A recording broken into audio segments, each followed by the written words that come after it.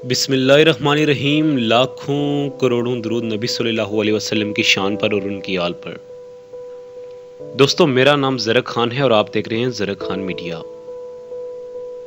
انقلاب فرانس کوئی ایک واقعہ نہیں بلکہ ایک دردناک حقیقت ہے۔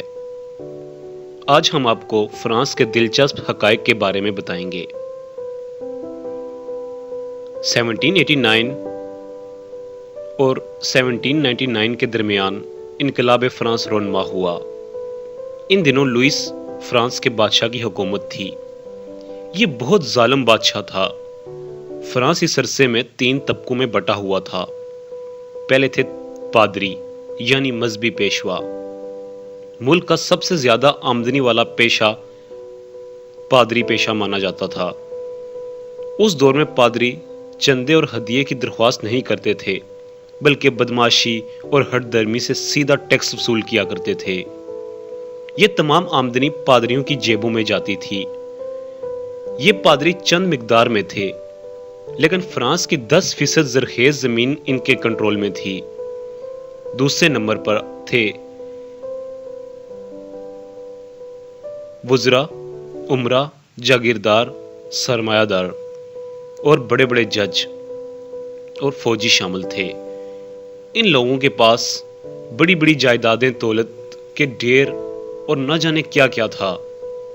فرانس کی آبادی ان دنوں 2 کروڑ 80 لاکھ کے قریب تھی، اور یہ جان کر آپ کو بہت حیرانگی ہوگی کہ پادری، وزراء، جاگیردار وغیرہ ملا کر ان سب کی سٹرینتھ آبادی کا 4% بنتے تھے۔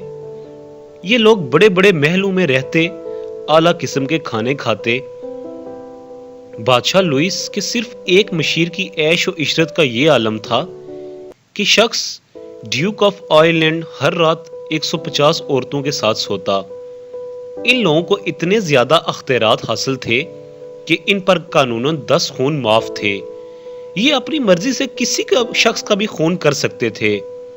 جج اور فوج کے بڑے بڑے عہدے بادشاہ کو رشوت دے کر حاصل کیے جاتے، اور حیرت کی انتہا یہ تھی کہ یہ لوگ بادشاہ سے تنخواہ لیے بغیر لوگوں سے لوٹ مار، رشوت کر کے اپنی تنخواہ وصول اور دوسرے اخراجات پورے کیا کرتے تھے۔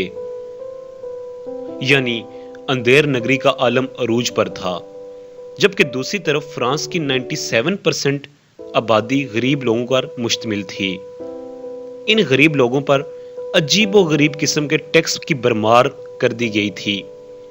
حد تو یہ تھی کہ ایک فرانسیسی باشندے کو نمک جیسی چھوٹی چیز پر بھی ٹیکس دینا پڑتا تھا، اور ٹیکس نہ دینے پر شاہی فوج اسے زبردستی محنت و مزدوری کرواتی، اور ایسا کرنے پر کئی لوگوں کی جان بھی چلی جاتی۔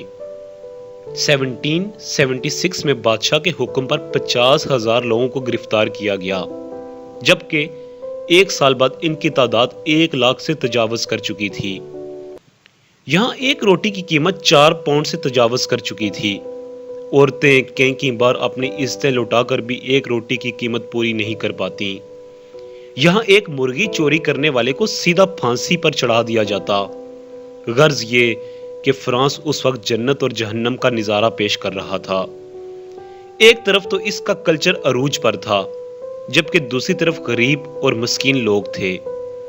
یہاں تک کہ یہ لوگ جانوروں کی کھالیں ابال کر کھانے پر مجبور ہو چکے تھے۔ بادشاہ اپنی نوجوان بیویوں کے ساتھ عیاشیوں میں مصروف تھے۔ یہاں اپنے ناظرین کو بتاتا چلوں کہ اللہ تعالیٰ فرماتے ہیں، تم حد سے زیادہ تجاوز مت کرو وگرنہ تمہیں اللہ تعالیٰ کی پکڑ سخت ہوگی۔ بس یہ لوگ حد سے زیادہ تجاوز کرنے والے لوگوں میں شامل ہو چکے تھے۔ ایسے میں ایک نچلے طبقے سے ایک چھوٹا سا گروہ نے شروعات شروع کی۔ اس گروہ نے شروعات میں ہی 2 شاہی گارڈز کو مار ڈالا۔ اس واقعے نے غریب لوگوں کا ڈر آہستہ آہستہ ختم کرنا شروع کر دیا۔ اب وہ بپھری ہوئی موجوں کی طرح اٹھے اور آہستہ آہستہ فرانس پر چھانے لگے۔ شروعات میں ان لوگوں نے ایک قلعے پر حملہ کر کے اسے فتح کر لیا۔ اس کے بعد فرانس کی عورتوں کے ایک گروہ نے بادشاہ کے محل پر دعویٰ بول دیا، اور یہ خواتین بادشاہ اور اس کی ملکہ کو زبردستی پکڑ کر محل سے باہر لے آئے۔ अब पानी बादशाह, वुज़रा और जजों के सर से ऊपर हो चुका था। इनकलाबियों ने बादशाह को मौत की सजा सुनाई और इसकी हसीन और जमील मलका को एक काल कोठरी में बंद कर दिया। और हैरत की बात यह है कि इस मलका के 1.5 माह में सर के तमाम बाल सफेद हो गए। कुछ अरसा बाद इस मलका को भी फांसी दे दी गई। यहां आपको बताता चलूं कि ये यही मलका है जिसने एक मशहूर कौल कहा था, जो आज भी याद रखा जाता है कि अगर गरीबों के पास रोटी नहीं तो ये लोग केक क्यों नहीं खा लेते। इनकलाबियों की कमान जब एक सख्त गिर शख्स मैरी मिलियन के हाथ आई तो पेरिस की एक मशहूर सड़क पर गला काटने की मशीन नस्ब कर दी गई।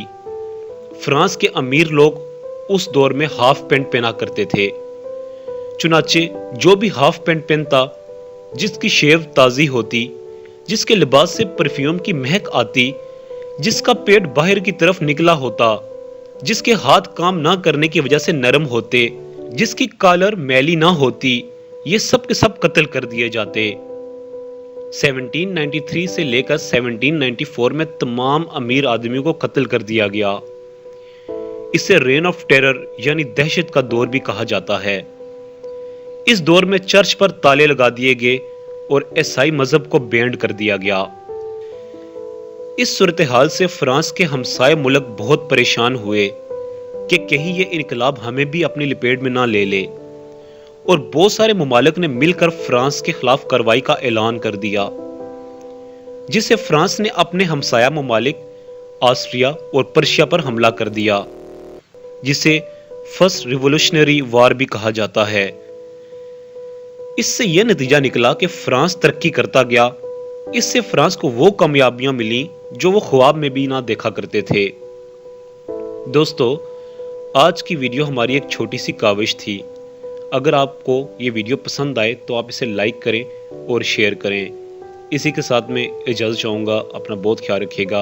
अल्लाह हाफिज़।